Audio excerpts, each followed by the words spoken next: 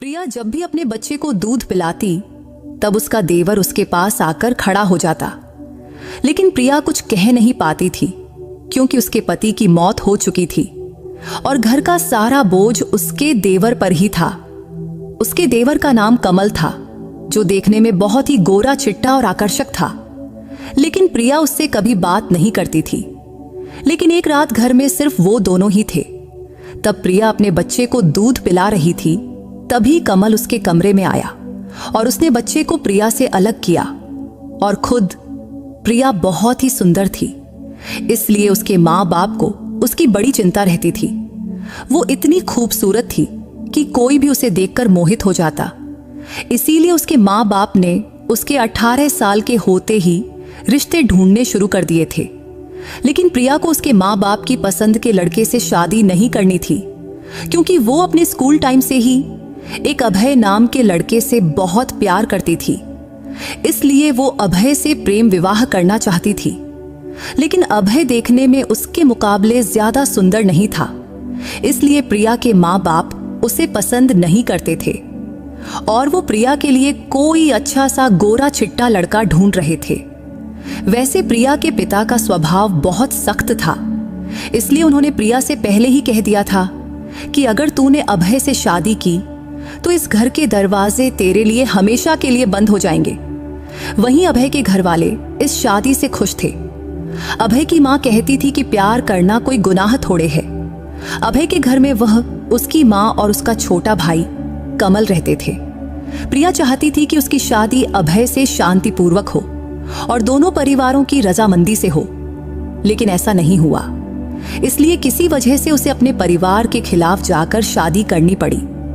शादी करके जब वो अभय के घर पहुंची तो उसकी सासू ने उससे दिलासा दिया, बेटी तू बिल्कुल चिंता मत कर, धीरे धीरे सब ठीक हो जाएगा।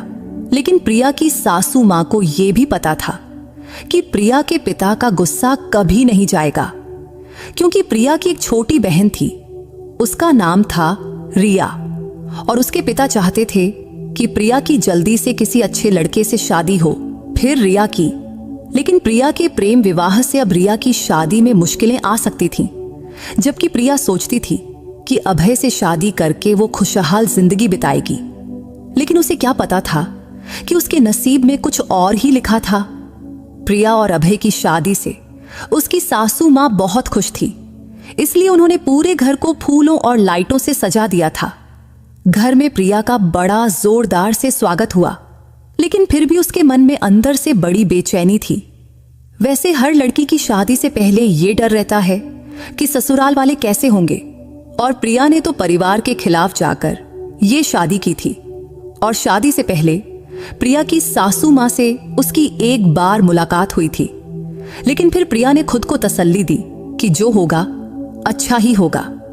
अभय मध्यम वर्ग के परिवार से था, लेकिन जब प्रिया शादी करने अपने ससुराल पहुंची तो उसकी सासू माँ और देवर ने उसका बड़े प्यार से स्वागत किया।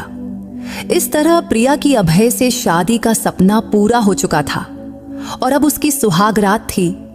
तो प्रिया के मन में हर लड़की की तरह ढेर सारी इच्छाएं थीं और आज वो सब पूरी होने वाली थी।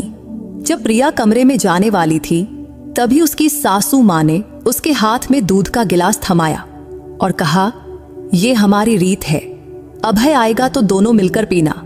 तब प्रिया को अपनी सासू माँ की बात समझ आ गई, तो वो शर्माकर हामी भर दी। फिर वो कमरे में चली गई। अंदर जाकर देखा तो पूरा कमरा फूलों से सजा हुआ था। तो उसने दूध का गिलास टेबल पर रखा और बिस्तर पर जाकर बैठ गई। भले ही प्रिया की अभय से प्रेम विवाह हुई थी, लेकिन उसके मन में थोड़ा बहुत डर तो था ही। हालांकि शादी से पहले वो अभय से खूब बातें किया करती थी, लेकिन आज उसे समझ नहीं आ रहा था कि क्या कहे। तब प्रिया अपने पति अभय के कमरे में आने का इंतजार कर रही थी। वो चुपचाप बिस्तर पर बैठी थी, लेकिन उसके मन में कई सारे ख्याल चल रहे थे। थोड़ी देर बाद अभय कमरे में आया। उसे देखते ही प्रिया के दिल की धड़कनें तेज हो गईं, माथे पर पसीना छलकने लगा। आते ही अभय धीरे से उसके पास आकर बैठ गया और बोला, क्या हुआ प्रिया, आज तू बहुत घबराई हुई लग रही है। तब अभय समझ गया था कि प्रेम विवाह होने के बावजूद भी प्रिया के मन में परिवार की चिंता थी, इसलिए उसने प्रिया का हाथ पकड़ा और कहा, मैं तुझे वचन देता हूं प्रिया, मैं पूरी जिंदगी तेरे साथ रहूंगा और तुझे हमेशा खुश रखने की पूरी कोशिश करूंगा और तेरी आंखों में एक भी आंसू नहीं आने दूंगा। अभय की बातें सुनकर प्रिया उसे बड़े प्यार से देखने लगी थी, क्योंकि अभय की आंखों में उसके लिए अपार प्यार दिख रहा था। इसलिए अब उसके मन का डर भी कहीं गायब हो गया था। तभी अभय ने उसे गले लगाया और लाइट बंद कर दिया। फिर अभय ने अपना होंठ प्रिया के होंठों पर रख दिया। इसके बाद दोनों ने एक दूसरे से ऐसा प्यार किया जिसे शब्दों में बयां करना मुश्किल है।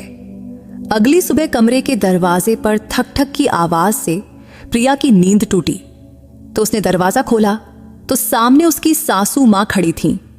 उसकी सासू मां ने कहा, प्रिया बेटी, आज चेहरा दिखाने की रस्म है, जल्दी तैयार होकर नीचे आ जाओ और हां, अभय को भी उठा देना।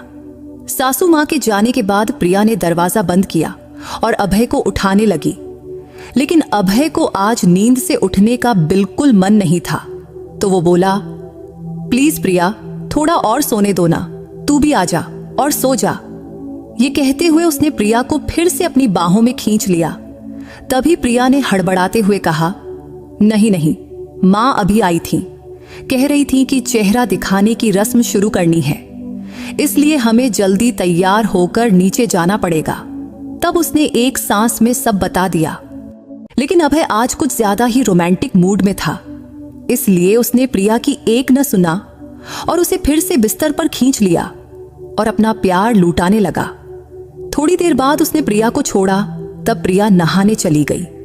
नहाकर लौटी तो उसने एक सुंदर सी साड़ी पहनी। फिर अभय भी नहाकर तैयार हो गया। फिर दोनों हॉल में पहुंचे। वहां सारे मेहमान उनकी प्रतीक्षा कर रहे थे। पहले दोनों ने साथ में नाश्ता किया, फिर चेहरा दिखाने की रस्म शुरू हुई। प्रिया को देखने वाली हर औरत उसकी खूबसूरती की तारीफ कर रही थी। रस्म के दौरान प्रिया ने गौर किया कि उसका देवर कमल उसे कुछ अजीब नजरों से देख रहा था, लेकिन उसने सोचा शायद ये उसका वहम होगा, क्योंकि उसने आज पहली बार उसे ठीक से देखा था। प्रिया का वो दिन बहुत ही व्यस्त था, लेकिन वो बहुत खुश थी, क्योंकि उसने शादी को लेकर जो सपने देखे थे वो आज पूरे होते दिख रहे थे। क्योंकि प्रिया के मन में हमेशा एक डर रहता था कि कहीं उसके इस सुख को किसी की नजर न लग जाए, लेकिन उसने कभी नहीं सोचा था कि उसका ये डर सच हो जाएगा। वैसे अभय को अक्सर ऑफिस के काम से दूसरे शहर जाना पड़ता था। हालांकि तब शादी के बाद सब कुछ ठीक चल रहा था, लेकिन शादी के 7 महीने बाद अभय एक बार फिर ऑफिस के काम से बाहर गया हुआ था। लेकिन रास्ते में उसका एक भयानक हादसा हो गया, जिसमें उसकी मौके पर ही मौत हो गई। वो दिन प्रिया के लिए जिंदगी का सबसे काला दिन था। ये खबर सुनते ही प्रिया का होश उड़ गया। तब उसे यकीन ही नहीं हो रहा था कि अभय अब इस दुनिया में नहीं रहा, क्योंकि उसका मन ये मानने को तैयार ही नहीं था। क्योंकि अभय तो हमेशा कहता था कि वो इस रिश्ते को 7 जन्मों तक निभाएगा, फिर वो उसे इतनी जल्दी कैसे छोड़ सकता था। उस शाम को जब अभय का पार्थिव शरीर घर लाया गया तो उसे देख प्रिया का दिल टुकड़े टुकड़े हो गया। उसकी सासू भी अपने बेटे के लिए फूट फूट कर रो रही थी। प्रिया के मायके वालों को जब ये खबर मिली तो पुरानी बातें भूलकर वो भी अभय के अंतिम संस्कार के लिए आए। तब प्रिया रोते रोते अपनी माँ बाप से कह रही थी, माँ, आपके आशीर्वाद के बिना मेरी शादी सफल नहीं हो सकी। उसके माँ बाप ने उसे गले लगाते हुए कहा, नहीं बेटी, माँ बाप अपने बच्चों से चाहे कितना भी नाराज हों, वो उन्हें कभी बद्दुआ नहीं देते। लेकिन ये भी सच है कि नसीब में जो लिखा है उसे कोई बदल भी नहीं सकता। फिर सभी की मौजूदगी में अभय का अंतिम संस्कार पास के श्मशान में किया गया। इसके 3 दिन बाद प्रिया के माँ बाप अपने घर जाने की तैयारी करने लगे। जाते वक्त उन्होंने प्रिया को गले लगाया और विदा लिया। विदा लेते हुए प्रिया के माँ बाप उसे आशीर्वाद देकर अपने घर चले गए। इसके बाद अगले 3 हफ्ते बीत गए। 3 हफ्ते बाद प्रिया के माँ बाप फिर से उससे मिलने आए। उस वक्त प्रिया अपनी कमरे से बाहर निकल रही थी। तभी अचानक उसे चक्कर आया और वो बेहोश होकर गिर पड़ी। जब प्रिया को होश आया तो वो अस्पताल में थी।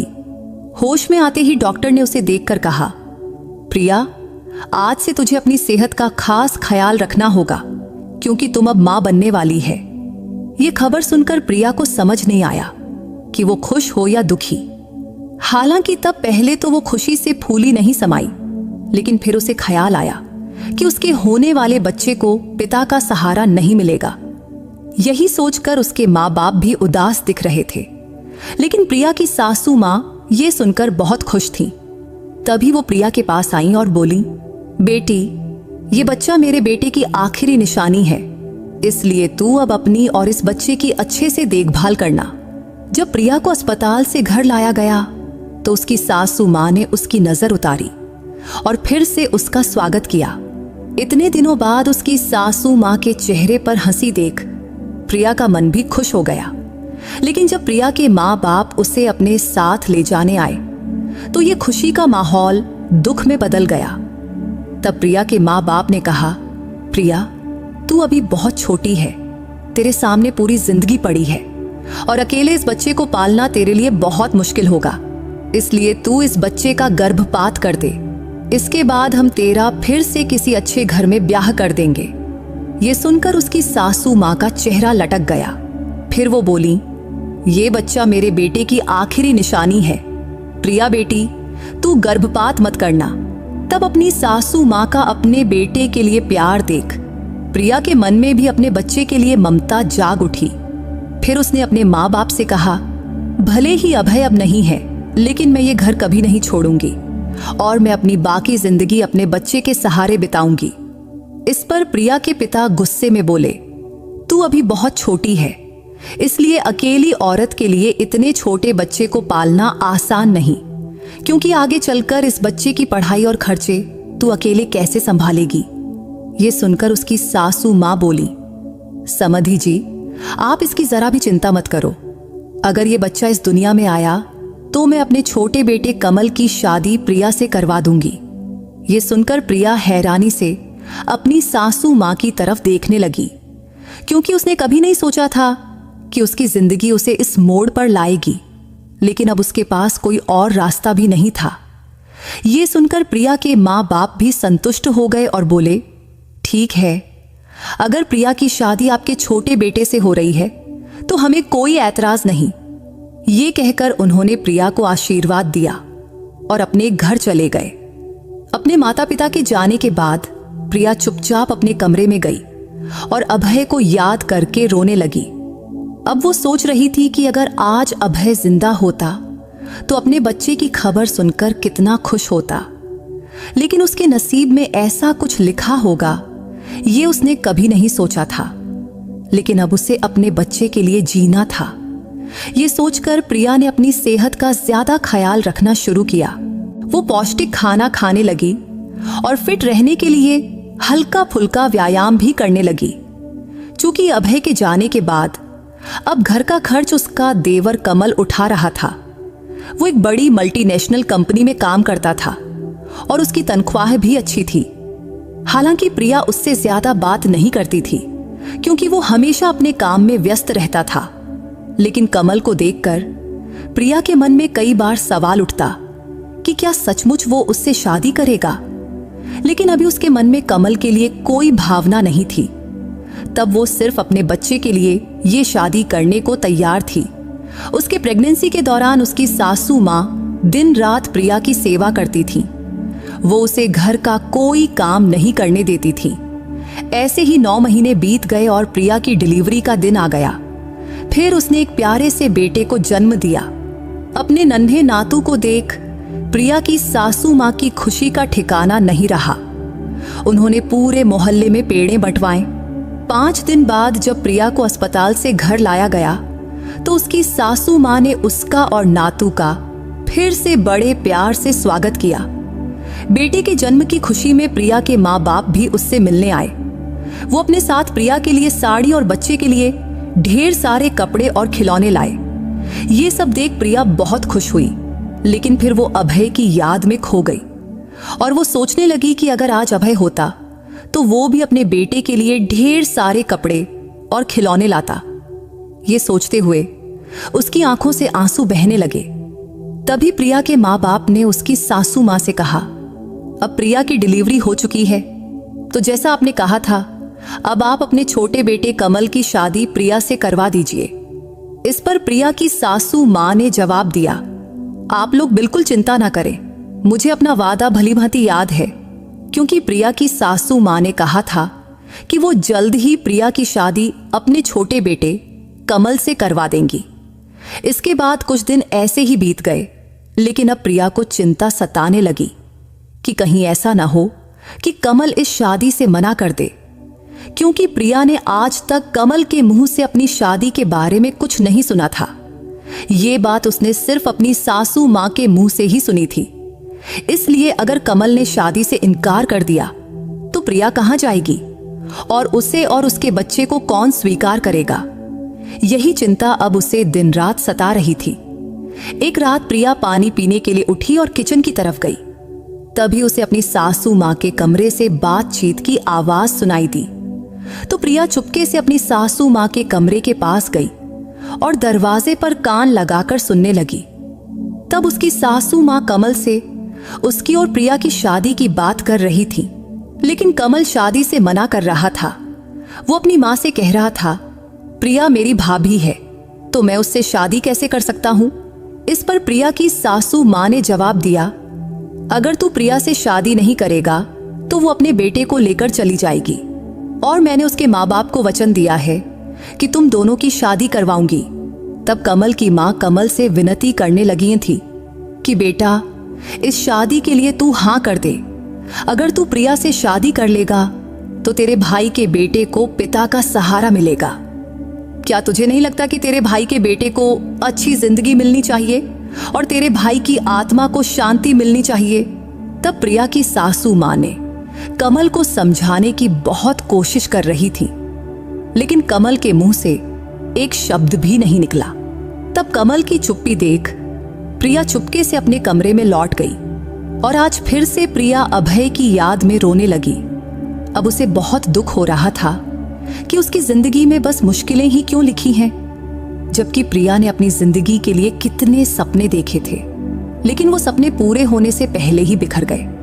अब वो अपने बेटे को लेकर कहां जाएगी और उसे और उसके बच्चे को कौन स्वीकार करेगा? यही सोचते सोचते रोते रोते वो सो गई। अगली सुबह देर से उसकी नींद खुली। जब वो उठी तो देखा कि पूरा घर फूलों से सजा हुआ था और बाहर मंडप बनाया जा रहा था। ये सब देखकर प्रिया ने अपनी सासू मां से पूछा तो वो बोली, आज तेरी और कमल की शादी है। ये सुनकर प्रिया को हैरानी हुई और वो सोच में पड़ गई, क्योंकि रात को उसने कमल को मना करते सुना था। तो वो क्या था?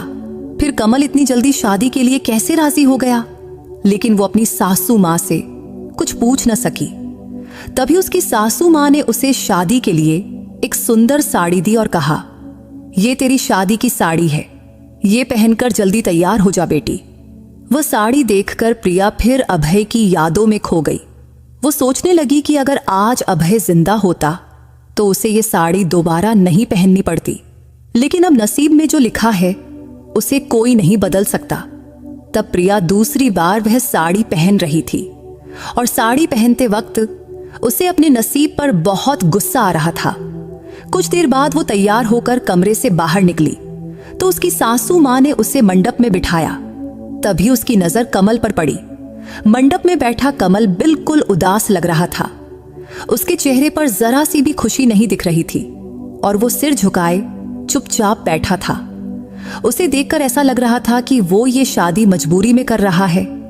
ये सब देखकर प्रिया को भी एहसास हुआ कि वो भी तो ये शादी मजबूरी में ही कर रही है। तब प्रिया और कमल की शादी बड़े सादे तरीके से हुई। इस शादी में प्रिया के माँ बाप भी मौजूद थे। शादी के बाद दोनों ने बड़ों के पैर छूकर आशीर्वाद लिया। उस रात जब उसकी सासू मां ने प्रिया को कमल के कमरे में भेजा तो वो बहुत घबरा रही थी, क्योंकि उसे नहीं पता था कि आज कमल उससे कैसा बर्ताव करेगा। इसलिए ये रात उसकी जिंदगी की सबसे अजीब रात हो सकती थी। यही सोचते सोचते वो बहुत परेशान हो रही थी। फिर भी प्रिया चुपचाप बिस्तर पर जाकर बैठ गई और कमल का आने का इंतजार करने लगी। इंतजार करते करते रात के 1 बज गए, लेकिन कमल कमरे में नहीं आया। रात के 1:30 बजे जब कमल कमरे में आया तो तो प्रिया को जागते देख भी वो उससे कुछ नहीं बोला। तब प्रिया भी उससे कुछ नहीं बोली, क्योंकि आज उनका रिश्ता बदल चुका था और आज वो पति पत्नी बन चुके थे। लेकिन फिर भी उनके बीच पति पत्नी जैसी कोई भावना नहीं दिख रही थी। तभी कमल चुपचाप बिस्तर से तकिया लेकर बालकनी में जाकर सो गया। उसके इस बर्ताव से प्रिया बहुत परेशान हो गई। फिर भी वो उससे कुछ कह न सकी और चुपचाप सो गई। अगली सुबह जब प्रिया की नींद खुली तो कमल पहले ही फ्रेश होकर बाहर जा चुका था। हालांकि प्रिया को पता था कि कमल के लिए इस रिश्ते को स्वीकार करना बहुत मुश्किल होगा, लेकिन साथ ही उसे यह भी मालूम था कि चुप रहने से कोई हल भी नहीं निकलेगा। कमरे से बाहर आते ही उसकी सासू मां ने प्रिया को उसका बेटा थमाया और बोली, रात भर तेरा बेटा जागता रहा है, अभी सोया है, लो इसे संभालो। तब प्रिया का बेटा गहरी नींद में सो रहा था, लेकिन जैसे ही उसने उसे गोद में लिया वो जोर जोर से रोने लगा। तो प्रिया ने अपनी सासू मां से कहा, शायद इसे भूख लगी होगी। इतना कहकर प्रिया अपने बच्चे को लेकर कमरे में चली गई। कमरे में आते ही उसने तुरंत अपने बच्चे को सीने से लगाया और उसे दूध पिलाने लगी। जब प्रिया अपने बेटे को दूध पिला रही थी तभी कमल कमरे में आया, लेकिन उसे देखते ही प्रिया ने दूध पिलाना बंद कर दिया और बच्चे को अपने से अलग कर लिया। तब शायद उसे थोड़ा असहज महसूस हुआ था, क्योंकि पहले ऐसा कभी नहीं हुआ था। वो हमेशा अपने कमरे में जाकर बच्चे को दूध पिलाती थी। तब कमल ने भी प्रिया की तरफ देखकर अपना सिर झुका लिया। शायद उसे भी नहीं पता था कि प्रिया बच्चे को दूध पिला रही है। वैसे प्रिया और कमल का रिश्ता कब ठीक होगा और क्या उनका रिश्ता कभी पति पत्नी जैसा बनेगा, ये दोनों को ही नहीं पता था। इसके बाद और कुछ दिन ऐसे ही बीत गए। अब कमल प्रिया के बेटे से बहुत प्यार करने लगा था और वो उसके लिए नए नए खिलौने लाता और उसे पिता जैसा प्यार भी देता था। लेकिन आज तक प्रिया और कमल के बीच पति पत्नी का रिश्ता नहीं बन पाया था।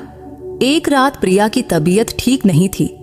तब उसे तेज बुखार था और उसका बेटा भूख की वजह से जोर जोर से रो रहा था। तब जैसे ही प्रिया ने उसे दूध पिलाना शुरू किया कि तभी कमल कमरे में आया और वहीं खड़ा हो गया। तब कमल को अपने पास खड़ा देख प्रिया को बहुत शर्मिंदगी महसूस हुई, लेकिन कमल वहीं खड़ा रहा। तब प्रिया को उसका यह बर्ताव बिल्कुल पसंद नहीं आया। तब प्रिया कुछ बोल पाती उससे पहले ही कमल ने बच्चे को उससे अलग किया और कहा, तुम मुझे गलत समझ रही हो। मैं यहां सिर्फ ये बताने आया था कि तुम्हें तेज बुखार है। ऐसे में बच्चे को दूध पिलाना ठीक नहीं है, वरना वो भी बीमार पड़ सकता है। इतना कहकर कमल बच्चे को बाहर ले गया और खुद पाउडर का दूध बनाकर उसे पिलाने लगा। ये देख प्रिया को अपनी गलती समझ आई। फिर वो तुरंत उठकर बाहर गई और देखा कि कमल उसके बेटे को बड़े प्यार से दूध पिला रहा है। तभी प्रिया माफी मांगने कमल के पास गई, लेकिन वो गुस्से में उठकर वहां से चला गया। अब प्रिया और कमल के बीच की दूरी खत्म होने के कोई आसार नहीं दिख रहे थे। लेकिन आज कमल के इस व्यवहार से प्रिया समझ गई थी कि वो उसके बेटे से बहुत प्यार करता है। अब प्रिया और कमल की शादी को 2 महीना बीत चुका था, लेकिन दोनों एक ही कमरे में रहते हुए भी अलग अलग सोते थे। कमल कमरे में सोफे पर सोता, जबकि प्रिया अपने बेटे के साथ बिस्तर पर। एक दिन उसकी सासू मां ने प्रिया से पूछा, प्रिया, तुम और कमल इस शादी से खुश तो हो ना? इस पर प्रिया ने हाँ में सिर हिलाया। फिर आगे उसकी सासू मां ने पूछा, क्या तुम दोनों के बीच पति पत्नी जैसा रिश्ता बन पाया है? तब प्रिया को उनकी बात अच्छे से समझ आ गई कि वो क्या पूछना चाहती हैं, तो उसने नहीं में सिर हिलाया। ये देख उसकी सासू मां बोली, तुम्हारी शादी को अब 2 महीना हो गया है, लेकिन तुम दोनों के बीच अभी तक कोई रिश्ता नहीं बना। ये बिल्कुल ठीक नहीं है। मुझे तो लगा था कि शादी के बाद कमल खुद ब खुद तुम्हारे करीब आ जाएगा, लेकिन अब लगता है कि ये सोचना मेरी गलती थी। हालांकि अब तुम्हारी शादी हो चुकी है, तो मेरा कहना है कि अगर हो सके तो तुम कमल से इस बारे में बात करो और इस रिश्ते को आगे बढ़ाओ। शायद वो तुम्हारी भावनाओं को समझ ले। आखिर तुम दोनों अब पति पत्नी हो और कभी न कभी तुम्हें इस रिश्ते को आगे ले जाना ही होगा। ये सुनकर प्रिया को भी लगा कि उसकी सासू मां जो कह रही हैं वो सही है, इसलिए उस रात वो कमरे में कमल का इंतजार करने लगी। जब कमल कमरे में आया और उसने देखा कि प्रिया उसका इंतजार कर रही है तो उसे हैरानी हुई। लेकिन प्रिया ने हिम्मत करके कहा, मुझे तुमसे कुछ जरूरी बात करनी है। इस पर कमल बोला, हाँ बोलो, मैं सुन रहा हूं। फिर प्रिया ने कहा, ऐसे कब तक चलेगा? हम कब तक एक दूसरे से भागते रहेंगे? हमारी शादी को 2 महीना हो गया है, लेकिन आज तक हमारे बीच पति पत्नी जैसा कोई रिश्ता नहीं बना। ये सुनकर कमल गुस्से में बोला, मैंने ये शादी मां के कहने पर की है, ताकि तुम मेरे भाई के बेटे को मां से दूर न ले जाओ। इतना सुनते ही प्रिया ने कमल का हाथ पकड़कर उसे समझाने की बहुत कोशिश की, लेकिन उसने उसका हाथ झटक दिया और बोला, मुझे दोबारा कभी छूने की कोशिश मत करना। मैंने ये शादी सिर्फ मेरे भाई के बेटे के लिए की है, ताकि मैं उसे पिता का प्यार दे सकूं। इसके अलावा मैं इस रिश्ते को कभी इससे आगे नहीं ले जा सकता। इतना कहकर कमल गुस्से में कमरे से बाहर निकल गया। तभी उसकी मां ने उसका हाथ पकड़ा और उसे वापस कमरे में ले आई। दरअसल जब कमल और प्रिया बात कर रहे थे तब उसकी सासू मां बाहर खड़ी थी और उन्होंने उनकी सारी बातें सुन ली थीं। तब प्रिया की आंखों से आंसू बह रहे थे। वो सोच रही थी कि उसकी जिंदगी ने उसे किस मोड़ पर लाकर खड़ा कर दिया है। फिर उसने अपने आंसू पोंछे और फैसला किया कि अब वो इस घर में नहीं रहेगी। वो कमल से तलाक लेगी और उसे छोड़कर अपने मायके चली जाएगी। हालांकि प्रिया को पता था कि इस फैसले से उसकी जिंदगी में कई मुश्किलें आएंगी, लेकिन अब वो हर मुश्किल का सामना करने को तैयार थी। उस वक्त रात के 12 बज चुके थे। कमल जब कमरे में आया तो प्रिया ने उससे कहा, कल हम दोनों एक दूसरे को तलाक दे देंगे। इससे तुझे जबरदस्ती से आजादी मिलेगी और मुझे भी तुझ पर अपने और अपने बेटे का बोझ नहीं डालना पड़ेगा। ये सुनकर कमल ने प्रिया को बिस्तर पर बिठाया और उसके पैरों के पास बैठकर माफी मांगने लगा। लेकिन प्रिया को समझ नहीं आया कि कमल को अचानक क्या हो गया। तभी उसने देखा कि उसकी सासू मां कमल के पीछे खड़ी थी। तभी उसकी सासू मां ने अपने दोनों हाथ जोड़कर प्रिया से माफी मांगी और बोली, प्रिया बेटी, कमल को एक आखिरी मौका दे दो। तभी कमल ने प्रिया का हाथ पकड़ा और कहा, मुझे माफ कर दो प्रिया। अब तक मैंने तुझसे जो बुरा बर्ताव किया उसके लिए मुझे माफ कर दो। तुम जानती है कि तुम मेरे बड़े भाई की पत्नी थी और मेरी भाभी थी, इसलिए मैं अपने मन को तुझे पत्नी के रूप में स्वीकार करने के लिए मना नहीं पाया। लेकिन अब से मैं इस रिश्ते को आगे बढ़ाने की पूरी कोशिश करूंगा। शायद इसमें मुझे थोड़ा वक्त लगे। तब यह कहते हुए कमल की आंखों से आंसू बह रहे थे। तब वो अपने बड़े भाई अभय को याद करते हुए बोला, अगर आज भाई जिंदा होते तो ये सारी मुश्किलें न आती। शायद आज हम अपनी अपनी जिंदगी में खुश होते। तब अभय का नाम सुनकर प्रिया की भी आंखें भर आईं। फिर उसने कमल से कहा, ठीक है, मैं तुम्हें एक मौका जरूर दूंगी, लेकिन जब तक हम पति पत्नी का रिश्ता पूरी तरह स्वीकार नहीं करते तब तक हम दोस्ती का रिश्ता तो निभा ही सकते हैं। क्योंकि जब तक हम एक दूसरे से बात नहीं करेंगे तब तक एक दूसरे को समझ नहीं पाएंगे, क्योंकि हमारे न बोलने की वजह से ही हमारे बीच दूरियां बनी हैं। तभी उसकी सासू मां आगे बढ़ी और प्रिया के माथे को चूमकर बोली, बेटी, तुम दोनों पति पत्नी के रिश्ते में आगे बढ़ो और खुश रहो। मुझे इससे ज्यादा और क्या चाहिए? बस मेरे बच्चे सुखी रहें, यही काफी है। इसके बाद उसकी सासू मां कमरे से बाहर चली गई। फिर कमल और प्रिया भी अपने कमरे में सो गए। इसके बाद कमल का व्यवहार धीरे धीरे बदलने लगा था, क्योंकि अब दोनों एक दूसरे से बात करने लगे थे। फिर जल्द ही प्रिया और कमल के बीच की दूरियां खत्म हो गईं और वो दोनों धीरे धीरे एक दूसरे के करीब आने लगे। एक दिन कमल प्रिया को बाहर घुमाने ले गया। तब पहली बार प्रिया कमल के साथ उसकी बाइक पर बाहर घूमने गई थी। उस दिन कमल कभी बाइक धीरे चलाता तो कभी अचानक तेज रफ्तार में ब्रेक मार देता। जब वो तेज रफ्तार में ब्रेक मारता तो उनके बीच का फासला कम हो जाता और प्रिया उसके करीब आ जाती। लेकिन जब प्रिया की नजर बाइक के शीशे पर पड़ी तो उसने कमल के चेहरे पर एक शरारती मुस्कान देखी। मुस्कान देख उसे समझ आ गया कि वो ये सब जानबूझकर कर रहा है। तो अब प्रिया ने भी उसे पीछे से जोर से पकड़ लिया ये देख कमल के चेहरे पर एक अलग ही खुशी छा गई। उस शाम को जब वो दोनों घर लौटे तो प्रिया दौड़कर घर के अंदर गई, लेकिन उसने देखा कि घर में कोई नहीं है, तो उसे अपने बेटे की चिंता होने लगी। वहीं कमल उसे पीछे से पुकार रहा था। जब कमल उसके पास आया तो प्रिया ने पूछा, मेरा बेटा कहाँ है? तो कमल ने जवाब दिया, तुम उनकी जरा भी चिंता मत करो प्रिय, माँ और बच्चे वो दोनों मासी के घर गए हैं और कल सुबह तक वापस आ जाएंगे। इसके बाद कमल प्रिया को अपने कमरे की ओर ले गया। तब कमरे का दरवाजा खोलते ही प्रिया ने देखा कि पूरा कमरा फूलों से सजा हुआ था। यह देखकर वो हैरान भी हुई और खुश भी। तब उनका कमरा बिल्कुल उसकी सुहागरात वाले कमरे की तरह ही सजा हुआ था। तो दोनों ने एक दूसरे का हाथ पकड़ा और कमरे में दाखिल हुए, क्योंकि आज की रात उनके लिए बहुत खास थी।